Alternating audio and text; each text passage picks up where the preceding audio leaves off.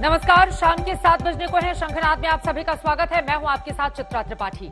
आज शंखनाद है उस सियासत के खिलाफ जो किसान आंदोलन को लेकर इस देश में मची हुई है। किसान आंदोलन को लेकर निकला सियासी हम दो हमारे दो का नारा दो हाथ पर पहुंच गया है, जिसमें अब दामाद की भी एंट्री हो चुकी है। आज किसान आंदोलन पर निर्मला सीतारमण ने कांग्रेस से 10 सवाल किए हैं, जिनका जवाब कांग्रेस नेता सचिन पायलट से हम लेंगे लाइव, जो हमारे साथ इस शो में जुड़ेंगे। लेकिन शो की शुरुआत आज किसान आंदोलन में मोदी सरकार और कांग्रेस के बीच मचे आर पार के साथ करेंगे, जिसकी गूंज संसद से लेकर सड़क तक सुनाई दी। ये रिपोर्ट देखिए।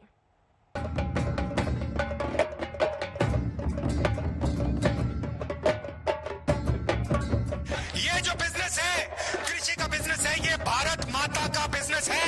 दूसरे मैन जो रिपीटेडली अब्यूज करता है ऑपोजिशन, आज तुमसे मैन के नेतृत्व में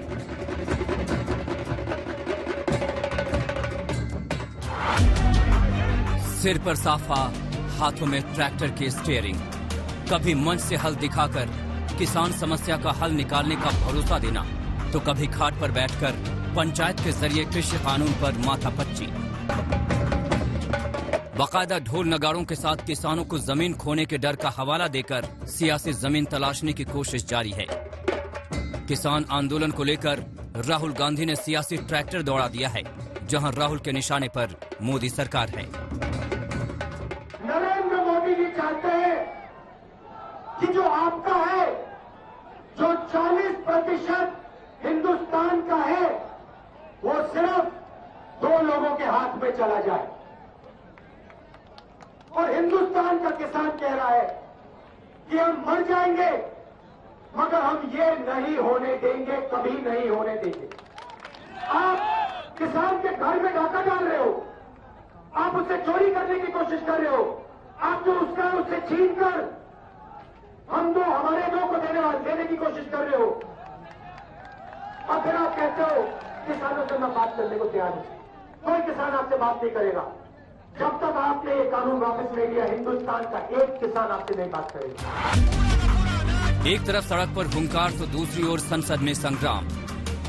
जिस वक्त राहुल गांधी अपनी सभाओं में कृषि कानून पर हल्ला बोल रहे थे, उसी वक्त संसद के गलियारों में भी कृषि कानून की गूंज सुनाई दे रही थी।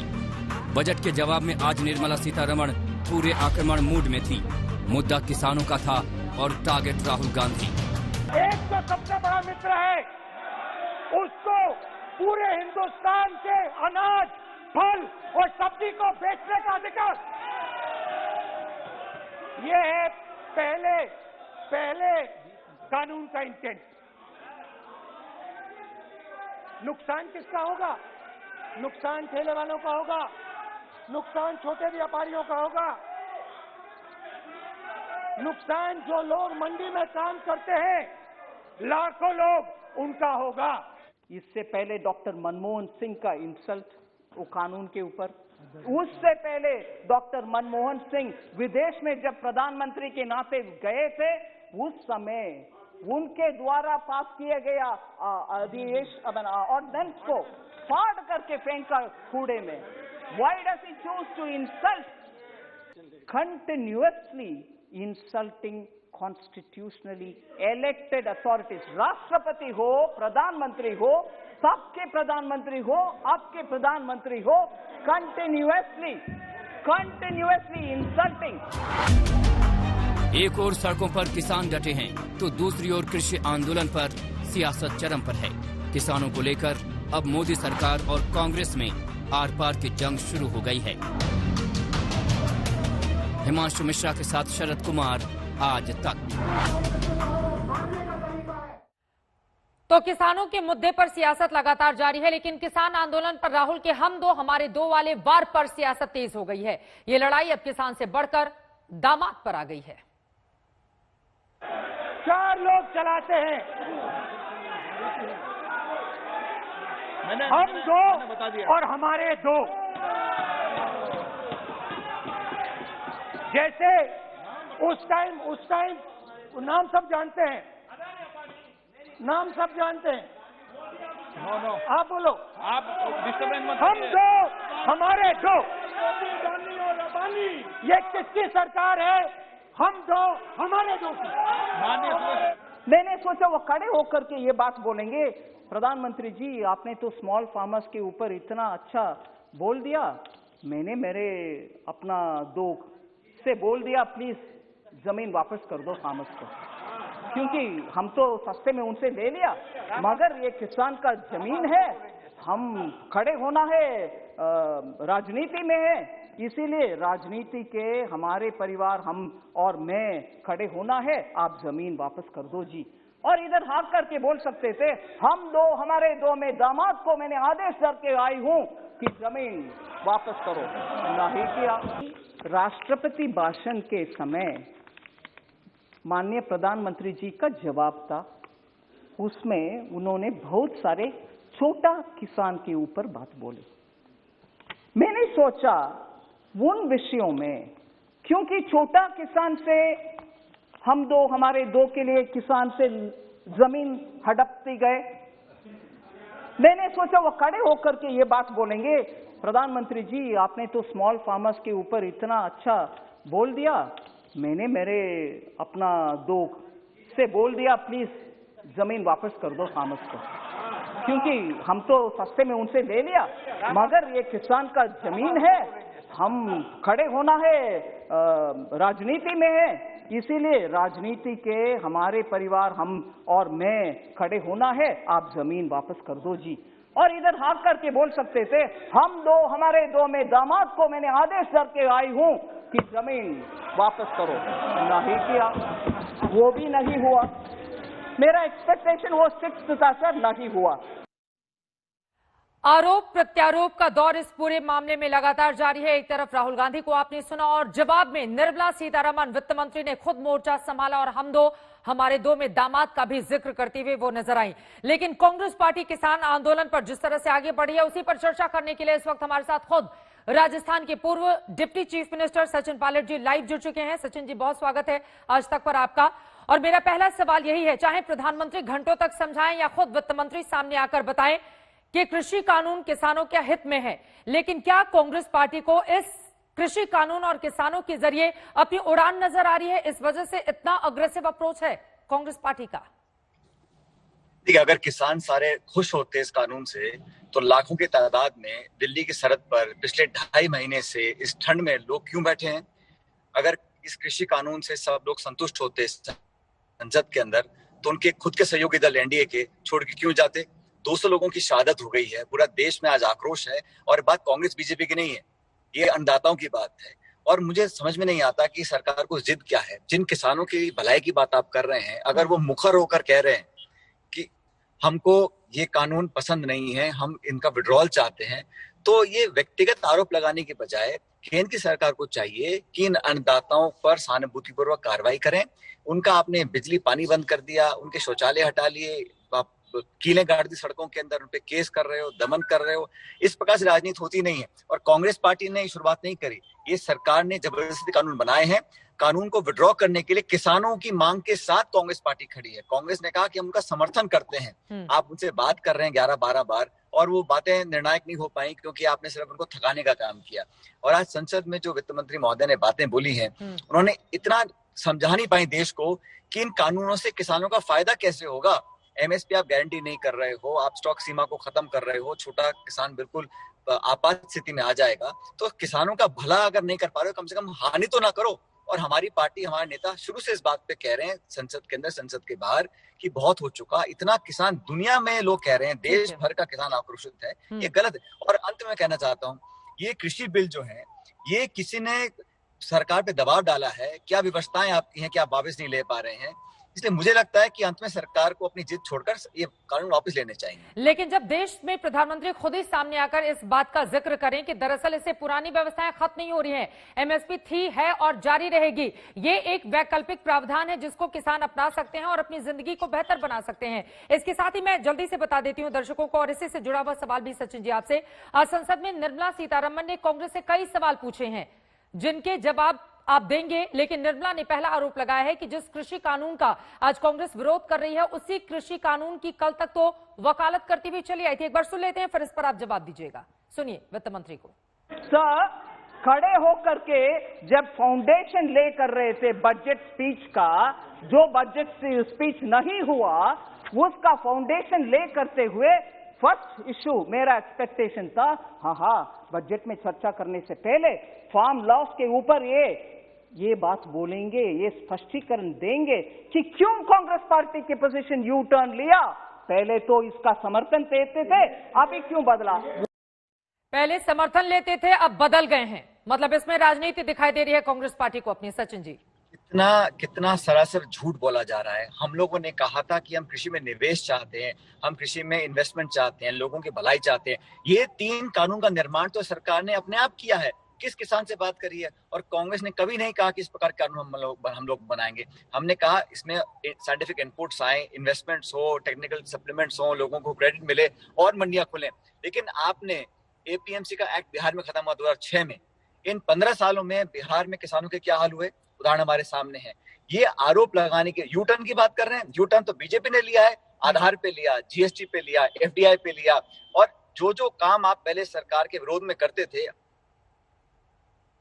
आज सरकार में आने के बाद अपना रहे हैं उसको। आपने विरोध नहीं किया नरेगा का, आज नरेगा की प्रशंसा कर रहे हैं। कांग्रेस पार्टी ने कभी नहीं कहा कि इस प्रकार के कानून हम लोग बनाएंगे। ये कानून गलत बने हैं और मैं पुनः कहना चाहता हूं कि ये अपनी जिद छोड़ दें और कांग्रेस एक और आरोप बजाय अपने गिरबान में झांके। आप लोगों के ऊपर लगाए गए हैं। निर्मला सीतारमण ने कांग्रेस पर मध्य प्रदेश और राजस्थान में कांग्रेस पर किसानों को धोखा देने का आरोप लगाया है। उनका यह कहना है कि चुनाव से पहले किसानों का कर्जा माफ करने के नाम पर कांग्रेस ने वोट मांगे थे, लेकिन अब तक कर्जा माफ नहीं किया गया। हालांकि बाद में मध्य प्रदेश में सत्ता का परिवर्तन हो गया। एक बार सुन लेते हैं वित्त मंत्री को, इस पर आप जवाब दीजिएगा। सुनिए निर्मला सीतारमण को। फार्मर्स के इतना ध्यान देने वाले कांग्रेस फार्म लोन वेवर के बारे में बहुत सारे स्टेट्स में इलेक्शन जीतने के लिए वायदा देते थे कि फार्म लोन दे रहे हैं हम, प्लीज वोट दे दो। जनता भी भरोसा रख करके वोट दिलाए, मगर मध्य प्रदेश में उसका इम्प्लीमेंटेशन नहीं हुआ। फार्मर्स आज तक मांग रहे हैं लोन वेवर, क्यों नहीं हुआ? हमें वोट मांगा, वोट ले लिया, सरकार बनाने के बहाना किया, मगर सत्ता भी उनके हाथ में नहीं है। मगर फार्म लोन का गुमराह करके किसानों का बैकस्टैप करके चले गए कांग्रेस। राजस्थान में आज भी कंप्लेंट्स है, फार्म लोन नहीं हो रहे। तो किसानों की बेहतरी के कानून पर आप लोगों ने वोट मांगा और बाद में उस मुद्दे से मुकर गए। सचिन जी, ये आरोप है। किसने कहा मुकर गए? जो एग्रीकल्चरल बैंक्स हैं, जो कोऑपरेटिव बैंक्स हैं, उनके सभी लोन माफ कर दिए गए हैं। सिर्फ नेशनलाइज्ड बैंक्स जिसमें केंद्र सरकार की सहमति हमको चाहिए, उन बैंक से नेगोशिएशन कर रहे हैं। क्योंकि जैसे आप कॉर्पोरेट लोन वेवर करते हैं केंद्र सरकार, उसी प्रकार की राहत हम लोग चाहते हैं कि आप नेशनलाइज्ड बैंक से बात करिए और हम कर देंगे। लेकिन वहां पर केंद्र सरकार का हमको समर्थन नहीं मिल रहा। बाकी जितने भी कोऑपरेटिव बैंक्स हैं, एग्रीकल्चरल लोन्स हैं बैंक्स के, वो हम सब लोन वे ऑफ कर दिया है। लेकिन ये तो 5-5, 6-6 लाख करोड़ उद्योगपतियों के माफ कर रहे हैं ना। इन लोगों को तो नरेगा का पैसा देने में दिक्कत है, वैक्सीन फ्री करने में दिक्कत है, और औरों पे आरोप लगा के आप अपना पाप कैसे धो सकते हैं? आज इन कानूनों को बनाने को आप जस्टिफाई कैसे कर रहे हैं? क्योंकि किस स्टेट ने क्या कहा, ये नेशनल कानून है, आपने किस स्टेट से संपर्क किया, किस स्टेट से विचार विमर्श किया, किस फार्मर यूनियन से संपर्क किया? आज सभी विरोध में। आज मुझे बताया कौन सा किसान इन कानूनों को चाहता है? और एक मिसट्रस्ट पैदा हो गया है, ट्रस्ट डेफिसिट पैदा कर दिया है अपने आक्रामक तरीके से, और जिस तरह का बल प्रयोग किया गया, लोगों को धमकाया गया, डराया गया, उससे पूरे देश में किसान आज चिंतित है। और सिर्फ किसान नहीं, हर नागरिक चाहता है कि ये जिद का इशू बन गया है, इसको केंद्र सरकार को विड्रॉ करना चाहिए। लेकिन बीजेपी लगातार ये भी बातें कह रही है कि दरअसल सिर्फ 3 हिस्सों के किसान पश्चिमी उत्तर प्रदेश, पंजाब और हरियाणा के अगर कर रहे हैं तो पूरे देश के लोगों को इससे नहीं जोड़ा जाना चाहिए। एक और बात जो उन्होंने कही है, उनका ये आरोप है कि कांग्रेस लगातार कानून को काला बता रही है, जिसे लेकर निर्मला ने कांग्रेस से कुछ सवाल भी किए हैं। वो सवाल देखते हैं। मैंने सोचा वो खड़े होकर के फाउंडेशन बजट के भाषण देने से पहले ले कर रहा है, उस समय कम से कम ये बात बोलेंगे कि मैंने आदेश दे दिया पंजाब सीएम को, वो जो काला कानून है जिसके द्वारा किसान जेल में जाने वाले का प्रोविजन है, उसमें 5 लाख का फाइन का प्रोविजन है, प्रावधान है उसमें, वो दोनों को हटाने के लिए मैंने हमारा चीफ मिनिस्टर पंजाब का उनको आदेश दे करके आया हूं। ये बात पार्लियामेंट में खुलासा करेंगे, ये मैंने सोचा, मैंने एक्सपेक्टेशन रखा, मगर ना, वो भी नहीं हुआ। जवाब दीजिए सचिन पायलट जी, पंजाब का वो जिक्र कर रही हैं और जहां पर कांग्रेस की पंजाब सरकार की है वहां बात पर क्या हो रहा है किसानों के साथ? सिर्फ पंजाब की बात नहीं है, लगभग 9 या 10 ऐसे स्टेट्स हैं जिन्होंने केंद्र के सरकार के कानून के खिलाफ अपने विधानसभा में कानून पारित किए हैं। राजस्थान में हम लोगों ने इन कानून के विरोध में जो हम कर सकते थे हमने कर दिया, लेकिन गवर्नर साहब ने उन कानूनों को मंजूरी नहीं दी है। हम लोगों ने ऐसे, क्योंकि ये स्टेट सब्जेक्ट है, कंकरेंट सब्जेक्ट है, स्टेट गवर्नमेंट से आपने कंसल्ट ही नहीं किया। और सिर्फ कांग्रेस की बात नहीं है, जो विपक्षी दलों की सरकारें हैं उन सब लोगों ने, चाहे वो बंगाल हो, चाहे पंजाब हो, चाहे छत्तीसगढ़, राजस्थान हो, हम सब ने अपने अपने कानून बनाए विधानसभा के अंदर। और हम लोगों ने गारंटी दिया है, चाहे कॉन्ट्रैक्ट फार्मिंग हो, चाहे जो हम काला किस लिए बोल रहे हैं, काला इसलिए बोल रहे हैं क्योंकि इसमें सिर्फ चंद लोगों को लाभ मिल रहा है। जो लघु किसान है, छोटा किसान है, उसको लाभ नहीं मिल पा रहा है, इसलिए इनको काला कानून बोला जा रहा है। अब आप उसकी संज्ञा डिफाइन करें, बोलेंगे इससे लाभ क्या है। आप कानून किसान को ऑप्शन दे रहे हैं, मंडी बंद कर देंगे, मंडी बंद घोषणा नहीं कर रहे हैं, लेकिन जिस प्रकार से पीएसयूज बिक रही हैं, हवाई जहाज, एयरपोर्ट्स बिक रहे हैं, पोर्ट्स बिक रहे हैं, निजीकरण हो रहा है डिसइन्वेस्टमेंट के नाम पर, इसी प्रकार जो किसान के व्यापार करने वाले लोग हैं, जो लघु किसान हैं, वो चुंगल में फंस जाएगा उद्योगपतियों के, और वो नेगोशिएट नहीं कर पाएगा बड़े बड़े वकीलों से। इसलिए उसको कानूनी कवच दिलाना चाहिए, उसको सिक्योरिटी नेट प्रोवाइड करना चाहिए, वो केंद्र सरकार कानून में नहीं किया गया है।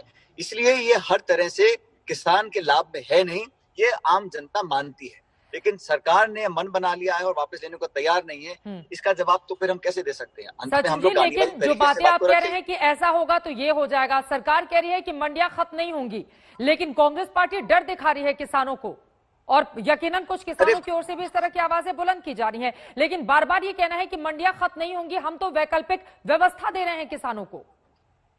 तो बीजेपी ने तो वादा किया था कि किसान की आमदनी दुगनी होगी, वो तो आज तक हुआ नहीं है। उन्होंने बहुत सारे वादे, कहना क्या है, करना क्या है। आज देखिए ना, आप देश के अंदर, आप अगर देश में बीएसएनएल भी है, एमटीएनएल भी है, लेकिन वो लगभग खत्म हो चुके हैं। इसी प्रकार अगर मंडी समाप्त हो जाएगी और बेहतर विकल्प नहीं होगा तो कुछ वर्ष के बाद एक मोनोपोली बन जाएगी, 2, 5, 6 लोग कंट्रोल करेंगे मार्केट को, और रेगुलेटर नहीं है। आप समझिए, सीमेंट में रेगुलेटर है, एविएशन में रेगुलेटर है, टेलीकॉम में रेगुलेटर है, लेकिन कृषि के अंदर अगर 2, 5, 6 लोग मोनोपोली करेंगे, उसको रेगुलेट करने की कोई प्रावधान नहीं है। उस पर निगरानी कौन रखेगा? सरकार जो फूड सिक्योरिटी एक्ट है उसमें जो पीडीएस में अनाज आता है, क्योंकि सरकार प्रोक्योर करती है, अगर सारा अनाज प्राइवेट लोग प्रोक्योर कर लेंगे तो सरकार कहां से पीडीएस में लोगों को 2 रुपए किलो गेहूं दिया करेगी? इन सब बातों पर दूरगामी परिणाम आने वाले हैं। इसलिए मुझे लगता है इसमें ईगो इश्यू नहीं बनाना चाहिए, और विड्रॉ करके दोबारा बनाए कानून सरकार किसानों से बात करने के बाद। लेकिन ये भी सवाल है ना कि अगर कोई किसान कानून लेकर सरकार आई है तो उसको यूं ही तो नहीं बना दिया गया होगा सचिन जी, उस पर भी काफी ज्यादा मंथन चला होगा, संशोधन करने के लिए सरकार तैयार है। देखिए, पीएम की बातें आपने खुद सुनी होंगी, उनकी ओर से कहा गया कि संशोधन के लिए हम तैयार हैं, लेकिन संशोधन बताए तो जाए, सिरे से खारिज कर दिया जाना किसी भी चीज को, ये कहां तक जायज है? अगर 18 में से 15 चीजें सही बता रहे हैं, मतलब ओवरऑल कानून ही डिफेक्टिव है ना। और आप बताइए, किस किसान यूनियन ने, किस किसान ने, किस स्टेट गवर्नमेंट ने कहा कि ऐसे कानून बनाइए? किससे चर्चा हुई, किससे विचार विमर्श हुआ? स्टैंडिंग कमेटी के पास गया नहीं, पार्लियामेंट में डिबेट हुई नहीं, जबरदस्ती से इसको थोपा गया है। इसलिए किसान विरोध में है। नहीं तो किन लोगों को मजा आ रहा है क्या 3 महीने से पड़े अपने घर बार छोड़ के ठंड के अंदर? किस व्यक्ति को मजा आएगा सड़क पर पड़े रहने से? ना खाने को है, ना पीने को है, फिर भी लोग पीड़ित हैं, दुखी हैं। अब उनको आश्वस्त करने के लिए जो सरकार को करना चाहिए था वो नहीं कर पा रहे हैं, इसलिए अविश्वास पैदा हो गया है, और एक ऐसा स्थिति पैदा हो गई है जहां किसान अपनी बात मनवाना चाहते हैं और केंद्र सरकार अपनी जिद को छोड़ नहीं रही है। लेकिन एक जिद की स्थिति भी तो देखी जा रही है ना सचिन पायलट जी, और उसके जरिए कांग्रेस भी अपनी सियासत को आगे बढ़ा रही है। कहा जा रहा है कि जाट वोट बैंक पर आप लोगों ने अपनी नजर गड़ा के रखी हुई है, चाहे राजस्थान हो या उत्तर प्रदेश हो। आप क्यों बांटें किसानों को जाति में? किसान की कोई जाति होती है क्या? जो अनाज पैदा करता है, धरती का सीना फाड़ के अनाज निकाल रहा है धरती में से, हमारा पेट पालता है, उसकी जाति होती है कोई? सैनिकों की, किसानों की कोई जाति नहीं है। और बात कांग्रेस की नहीं है। कौन से चुनाव आ रहे हैं? चुनाव आए चले जाएंगे, लेकिन कानून अगर बन गए गलत तो उसका कौन खामियाजा भुगतेगा? और इस देश में जो किसान बोल नहीं पाता, जो बहुत सीमांत किसान है, उसकी मदद करने के लिए हम सामने नहीं आएंगे तो हम किस प्रकार की राजनीति कर रहे हैं? और हम नहीं कह रहे कि आप मत बनाओ, इनको विड्रॉ कर लो, और फिर जो किसान चाहते हैं उनसे बैठ के बात करो। अगर मैं कहूँ मुझे आपके लिए क्या भला है, मैं जानता हूँ, वो गलत होगा। मैं आपसे पूछना चाहिए कि आपके भले के लिए हम क्या कर सकते हैं, उसके आधार पे कानून बनाने चाहिए। ये तो जिद में आपने बना दिया, बना के आप विड्रॉ नहीं कर रहे हैं, पूरे देश में हाहाकार मच रहा है, इसको आप कह रहे हैं ये फला वर्ग की है, फला स्टेट की है। ऐसा नहीं है, किसान पूरे देश में है, और जिन जिन लोगों को मालूम पड़ रहा है कि इस प्रकार से हमारे लिए हमारा टूट सकता है, वो लोग आ रहे हैं। लेकिन अच्छी बात यह है कि किसी भी किसान ने कहीं पर कोई कानून नहीं तोड़ा, गांधीवादी तरीके से और शांति से 3 महीने से लोग बैठे हुए हैं। ये छोटी बात नहीं है, कोई अहिंसा की कहीं वारदात नहीं हुई। और रिपब्लिक डे पे जो हुआ गणतंत्र दिवस पर, उसमें सख्त शब्दों में निंदा करता हूं, और जो पकड़े गए हैं उन पर कार्रवाई होनी चाहिए। पता करो कि किसान है कि नहीं है। किसान आंदोलन की आड़ में उपद्रवियों को मौका नहीं मिलना चाहिए कि इस तरह की अराजकता वो फैलाएं, जिस तरह की 26 जनवरी में स्थिति देखने को मिली। बहुत शुक्रिया सचिन पायलट जी आज तक से जुड़ने के लिए और कृषि कानूनों के मुद्दे पर बातचीत करने के लिए। सरकार बार बार भरोसा दिला रही है कि कृषि कानून किसानों के हित में है, वहीं कांग्रेस पार्टी आरोप लगा रही है कि कृषि कानून को रद्द किया जाए। किसान भी अपनी मांग पर अड़े हुए हैं। बीच का रास्ता कैसे निकलेगा, ये बड़ा सवाल देश के सामने अभी भी कायम है।